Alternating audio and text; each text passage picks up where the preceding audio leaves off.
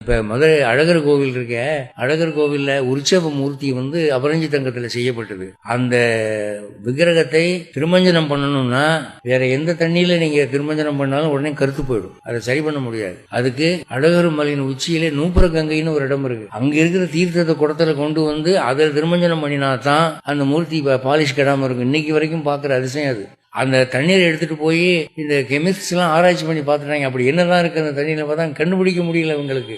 அப்படி ஆச்சரியம் இன்னைக்கு வரைக்கும் நடந்துகிட்டு இருக்கு. இதுல வேடிக்கை பாருங்க, அந்த நூப்புர கங்கை தண்ணி ரொம்ப டேஸ்டா இருக்கும். நீங்க அழகர் கோவிலுக்கு போனா சாப்பிட்றதுக்கு தோசை, குடிக்கிறதுக்கு தண்ணி, இது ரெண்டையும் பண்ணிட்டு வாங்க. அப்பதான் உங்களுக்கு பிரயாணம் சக்சஸ்ஃபுல். அதுல இந்த தண்ணீரை பருக வேண்டும் என்று அனைவரும் ஆசைப்படுகிறார்கள் என்பதனாலே அந்த அறநிலையத்துறை என்ன பண்ணிட்டாங்க, நூப்புர கங்கையிலிருந்து ஒரு பைப்பு கனெக்ஷன் கொடுத்து அது அப்படியே இங்க கீழே ஒரு டேங்க்ல ரொம்ப அதுல டேப்பை திறந்தீங்கன்னா தண்ணி கிடைக்குது. பாட்டில பிடிச்சிக்கலாம். ஜனங்கள்லாம் அதுதான் பிடிச்சிக்கிறாங்க, குடிக்கிறாங்க. இப்போ இந்த கோவில் அர்ச்சகர் இருக்காரு, அவர்கிட்ட நாங்க கேட்டோம், சாமி இனிமே நீங்க மேல போய் தண்ணி கொண்டு வர வேண்டியது இல்ல, டேங்க்ல இங்கேயே கிடைக்குது, நீங்க இங்கேயே பிடிச்சு நீங்க திரும்ப பண்ணலாம, அவ்வளவுதான் நான் தொலைஞ்சேன் அப்படின்னு. நீங்க சாமி அப்படியெல்லாம் ஏமாத்த முடியாதுங்க.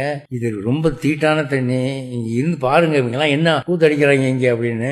இன்னைக்கும் நாங்க மலை ஏறி நூப்புர கங்கை வரைக்கும் போய் அங்கிருந்து தீர்த்தத்தை குடத்தை சுமந்துக்கிட்டு தான் வரோம் நாங்க அப்படின்னு இன்னைக்கு அந்த கைங்கரியம் பண்றாங்க.